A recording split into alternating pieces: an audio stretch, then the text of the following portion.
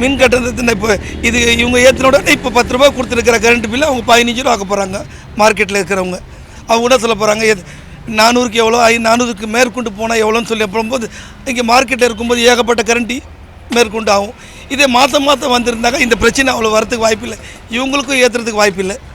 ஒரு மாதம் வந்திருந்தால் என்ன இருக்குது, அவ்வளோ ஸ்டாஃபுங்க இருக்கிறாங்க. மாதம் அதை ரீடிங் பார்க்குறது கூட அவ்வளோ ஸ்டாஃபுங்க இல்லை. இப்போது நான் சொல்கிறேன் மாதம் நீங்கள் ரீடிங் எடுக்கிறதா சொல்லி தான் நீங்கள் உட்காந்தீங்க. அப்போ அதை மாதம் எடுத்துருந்தா நம்ம 400க்கு தாண்ட வேண்டிய இருக்காது. நடுத்தர மக்கள் சொல்கிற புரியுதா, நீங்கள் நடுத்தர மக்கள் மாதம் எடுத்துருந்தா 400க்கு தாண்ட வேண்டியது இருக்காது. நம்மளும் கரண்ட் பில் அவ்வளோ கட்ட வேண்டியது இருக்காது. நம்ம நீங்கள் வராததால் தான் இதுக்கு 400க்கு தாண்டுது. 400க்கு தாண்டும் போது எவ்வளோ 30 பைசா 20 பைசா அப்படியே கூட்டுறீங்க. அது மாதம் வந்துடுங்க. நமக்கு உங்களுக்கு கேட்க போகிறது ஒன்றும் கிடையாது. இதான் என்னோட. நீங்கள் உட்காரும்போது என்ன சொன்னீங்க, மாதத்துக்கு ரீடிங் எடுக்கிறதா சொன்னீங்க. ஏன் எடுக்கலை சொல்லுங்களேன். நீங்கள் எடுத்துருந்தால் நம்ம ஏற்றுறதுக்கு வாய்ப்பு கிடையாது. நான் 100 யூனிட் இலவசம் சொல்லி நம்மளும் கேட்கல. அல்ல நீங்களே ஏற்றிட்டு கொடுக்கறது இலவசம் சொல்லிவிட்டு எங்களை நடுத்தர மக்களுக்கு 400க்கு எவ்வளோ 400க்கு அப்புறமா எவ்வளோன்னு சொல்ல ரீடிங் பார்த்தா குடும்பத்தை நடத்த முடியும் சொல்லுங்கள். யார் வீட்டில் ஏசி இல்லை? இப்போது எல்லா ஹவுசிங் போர்ட்டில் போனால் ஏசி இருக்குது.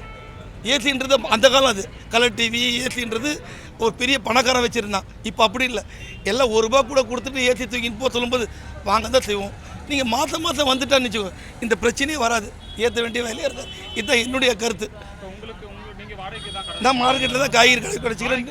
உள்ள கதை இந்த முஸ்லீம் ஹை ஸ்கூல் ட்ரஸ்ட்டுடைய இடம் இது.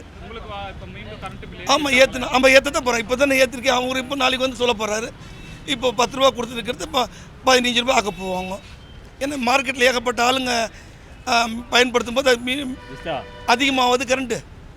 அப்போ அதுக்கு தகுந்த மாரி தான் அவங்கள கூட்ட போகிறாங்க.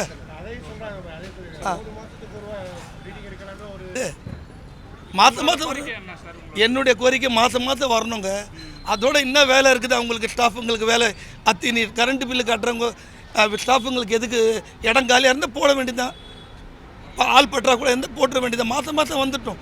ஏன் நீங்கள் நம்ம 2 மாதம் கட்டுறோம் சொல்லி நம்ம சொல்லலை, இவங்களாம் பண்ணுது. மாதம் கொண்டு வந்தால் ரொம்ப நல்லாயிருக்கும். உட்காரும்போது சொன்னீங்களா அதே நான் பயன்படுத்த சொல்லுங்கள். அதுதான் என்னுடைய கோரிக்கை.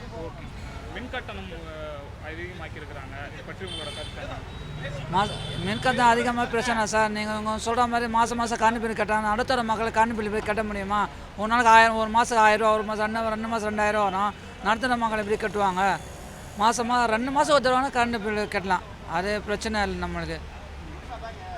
நீங்கள் வாடகைக்கு தான் கடை வச்சுருக்கீங்களா? நான் ஒர்க் பண்ணுறேன். நான் இப்போ உங்களுக்கு நீங்கள் இருக்கக்கூடிய வீடுகளில் ஏதாவது கரண்ட் ஏற்றுறதை பற்றி ஏதாவது சொல்லியிருக்காங்களா? ஏன்னா ஆக்சுவலாக கவர்மெண்ட் மீட்டர் தான் வரும் அவங்களுக்கு. 2 மாதம் ஒரு தடவை கரண்ட் வரும் அவங்களுக்கு. வேறு ஒன்றும் பிரச்சனை வரும். ஏன்னா இப்போ இன்னும் 30 பைசா 40 பைசா தான் ஏற்றுறாங்க அவங்க கரண்ட் பில்லு. வேறு ஒன்றும் கிடையாது. நேற்று பார்த்தேன் 30 பைசா 40, கடைக்கு 50 பைசா 60 பைசா வருது உங்களுக்கு. வேறு ஒன்றும் அது பிரச்சனை கிடையாது உங்களுக்கு.